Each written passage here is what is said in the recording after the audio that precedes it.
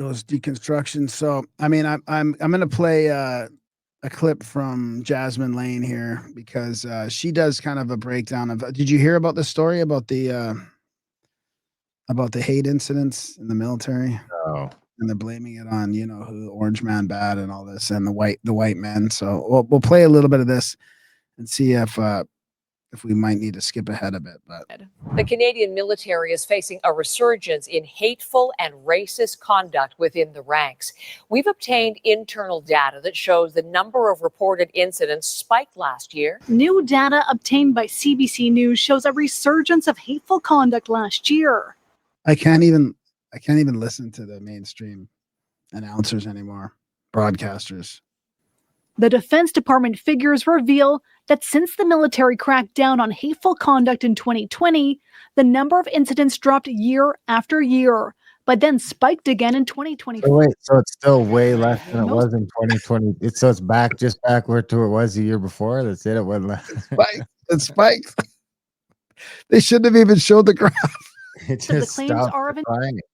intimidation, threats, and involvement in hate propaganda. There's a link between that rise and the election of Donald Trump. Experts So there's a link to that rise, that spike, and Donald Trump. Free speech, buddy. say the military is still predominantly white men, which makes I it bet you especially money it's vulnerable. because they're allowed back on X. Yeah. So now they're reading their X accounts. Yeah. There's too many white men in the military. Probably got more to do with Elon than Trump. Yeah. Military still predominantly white men, which makes it especially vulnerable to those sorts of narratives. So how does it make it especially vulnerable? Because it's full of white men. So, the military's vulnerable, more vulnerable. Racist. A bunch of racists, just automatically. Are trying to explain or trying to convince them somehow that white men have been left behind. Within the last, Lieutenant General Mike Wright says hateful conduct must be rooted out. something I probably shouldn't say on CBC, but pisses me off, is that the important work that the Canadian Army needs to do to modernize, our eye is being taken off that, our focus is being taken off that, so we can deal with completely unacceptable and inappropriate behavior. Is it hot in here or is it just me? Wow. Well, I mean, okay, there's a lot to unpack there. First and foremost, let's just get through 2020. What happened? What changed in the Canadian military in 2020? Well, according to their own archive documents from Canada.ca, back in July of 2020, the CAF introduced a new formal I shouldn't say new, it was an amendment to a formal policy, which was defining hateful contact. That definition included now words, symbols, images that promoted hatred or violence against protected groups. So I get that in 2020, they made a change with all these symbols and protected groups. The framework specifies that prohibited grounds such as race, religion, sexual orientation, and outlined steps for education, discipline, and prevention. And wow, is this ever about to get incredibly juicy? You definitely don't want to stop watching now. The policy was then modified again in June of 2022. In late 2024, more depth was added to definitions and preventative measures where they emphasized concepts like intersectionality, allyship, and psychological safety. So when this Have you ever heard of allyship in this context before? I think so. policy was first implemented in 2020. Allied to the gays?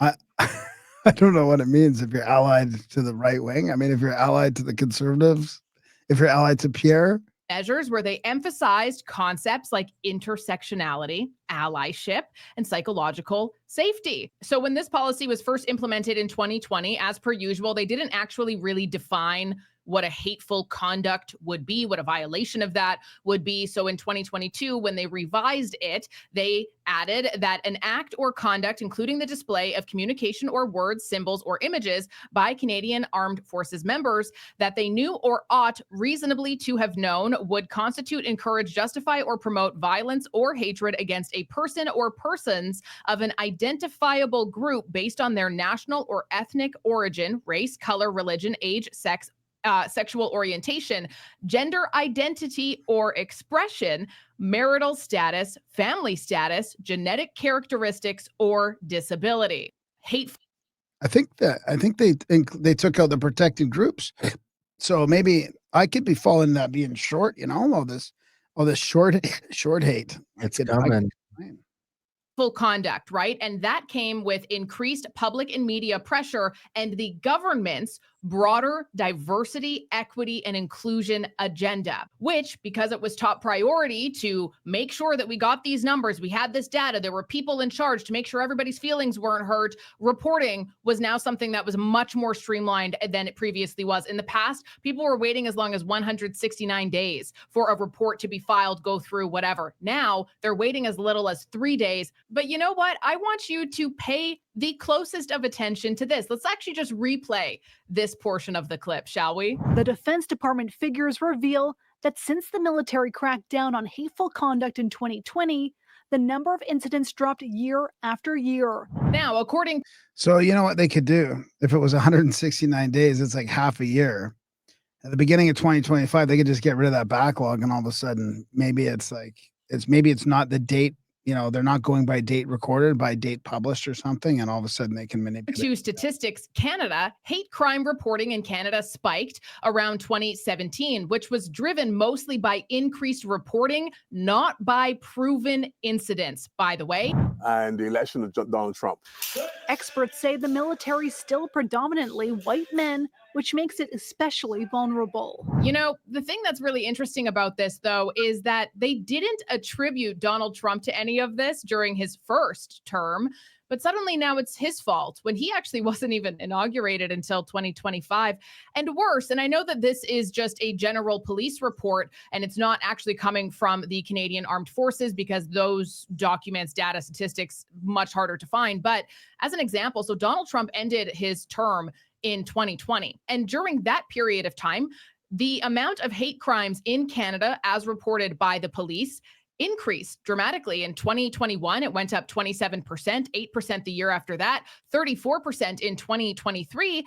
And in 2024, the general reported hate crimes was actually only up by 1%. And one would think if somebody is so brazen to commit a hate crime, to have a hate offense, to be hateful in their place of work where there's some really steep consequences and punishments, they would likely be behaving that way outside of work, right? If they were truly just this insane, hateful, istphobe type of a person.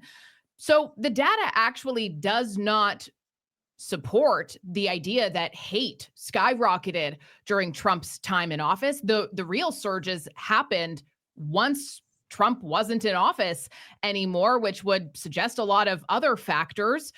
And blaming Trump for 2024 hate incidents, especially within the Canadian Armed Forces, is unsupported by the timeline and also verges on manipulation, not insight. Disingenuous at best, propagandist at worst. And let's clear up a couple of things here, by the way, because Donald Trump, by all accounts, is not racist. He's actually the only.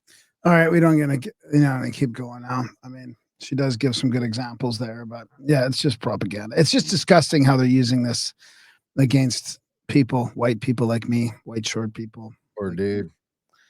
You're just safe in your little Indian protection Indian behind your Indian shield. My little Indian bubble. It's a nice little bubble.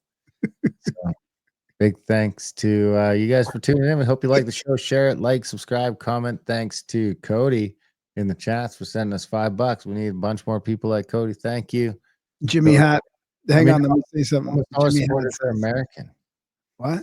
Most of our supporters are American. Yeah. Jimmy says, what do they expect the military to be about? It's about killing the enemy. The enemy's white. Right? I mean, imagine being in the military with not being able to be hateful and do we got to meditate stuff on each other and hazing and all that kind of stuff. I mean, imagine how much trouble you get in the Canadian military these days. We're not very. I just hate the whole hate thing. It's just not. It's not a way to. It's very undefinable and very ambiguous. That's why. And there wasn't a protected group in there now, so now it's just any kind of hate. Now they've just extended it to whatever. You could just hate the weather and hate the weather. You just that's a hate incident. Support the show at a-list.ca. You can get the show in podcast form there as well. Tell your friends, listen, share the show. And check out grimerica.ca for other podcasts, grimericaoutlawed.ca for other podcasts. Contact at thecabin.com for trips and events, adultbrain.ca for all sorts of fantastic audiobooks. And Grimerica CBD. No, you can't get that in Canada. So scratch that. Big Sky Tallow.ca if you want to get some tallow and support the show that way. I think that's about it for this week. Have a good weekend. We love you. We'll see you next week.